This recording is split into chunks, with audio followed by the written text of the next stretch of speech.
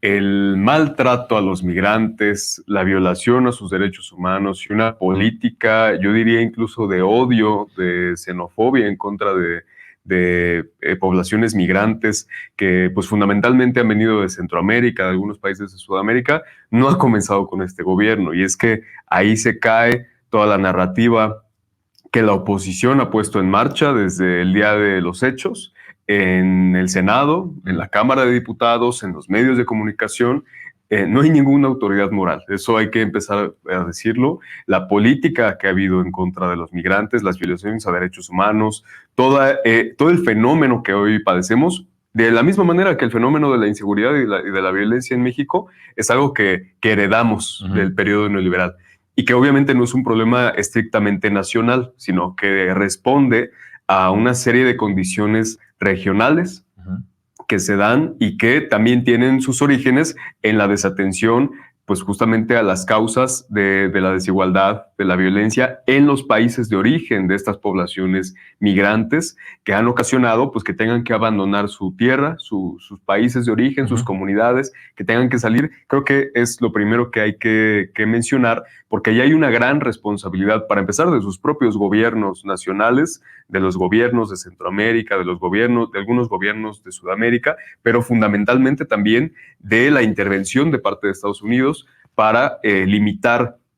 el desarrollo, el libre desarrollo de estas naciones, y que muchas veces no se pide que Estados Unidos hiciera algo más, sino que simplemente sacara las manos no de ahorita, sino de procesos políticos, de procesos políticos. Pero en este momento, y creo que aquí hay que decirlo, ha sido el primero, el presidente López Obrador, el que ha señalado la importancia de que Estados Unidos también asuma su responsabilidad que tiene para con Centroamérica, fundamentalmente, para destinar recursos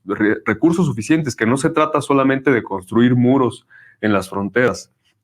o de poner detenciones y de violaciones a los derechos humanos de los migrantes, sino de subsanar las condiciones tan graves que existen en sus países. Y hay que decirlo, el presidente ha sido el primero que ha encabezado una campaña, una presión permanente al gobierno de Estados Unidos para destinar recursos a programas del desarrollo, que incluso el propio gobierno mexicano ya ha implementado. Y eso hay que decirlo. Desafortunadamente eso no ha sido suficiente por la profundidad de esas causas estructurales que se han dado y que ha ocasionado el neoliberalismo en la región. Entonces, así como no es tan fácil de la noche a la mañana resolver todas esas causas, porque se requiere de la cooperación, como ya decíamos, de los propios gobiernos, de la aportación económica de Estados Unidos. También en las instituciones mexicanas aún hay muchos espacios en donde no ha llegado por completo la transformación, en donde no es tan sencillo. El proyecto de humanismo. El proyecto del humanismo mexicano que ha encabezado el presidente López Obrador, y pues es algo de lo que vimos ayer. Ya desde hace muchos meses, desde que hemos visto las caravanas migrantes que han atravesado el país, desde que hemos visto grandes poblaciones que han estado tanto en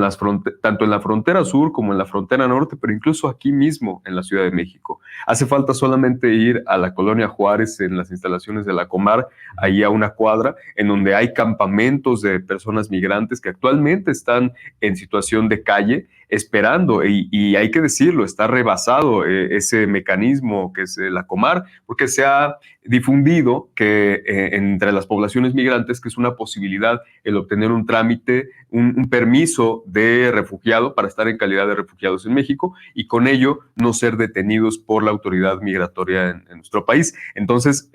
ha habido pues una sobrepoblación y ha estado sobrepasada esta institución que es la Comar,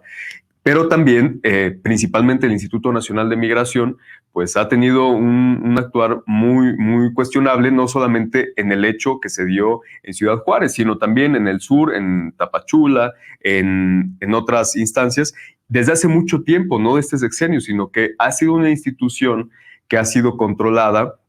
de una forma en la que se criminaliza a los migrantes. Se dijo justamente, como bien decías, en la conferencia de prensa de la secretaria Rosa Isela, que incluso una empresa de seguridad privada estaba encargada de la seguridad y tiene ahí participación en los hechos del centro de Ciudad Juárez. Creo que para empezar esto hay que decirlo, hay que esperar, por supuesto, las investigaciones. Creo que ha sido muy oportuno que ya se haya turnado a la Fiscalía General de la República, ya se ha dicho que hay personas que se van a poner a disposición, funcionarios públicos.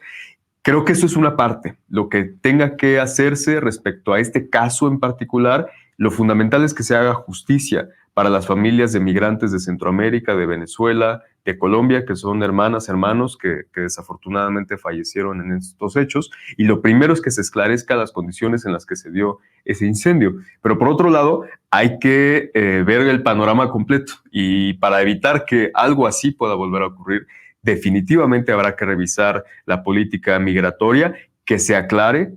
precisamente a quién corresponde, si, como bien decías, entre el secretario de Gobernación y el secretario Marcelo Ebrard, ahí no hubo una claridad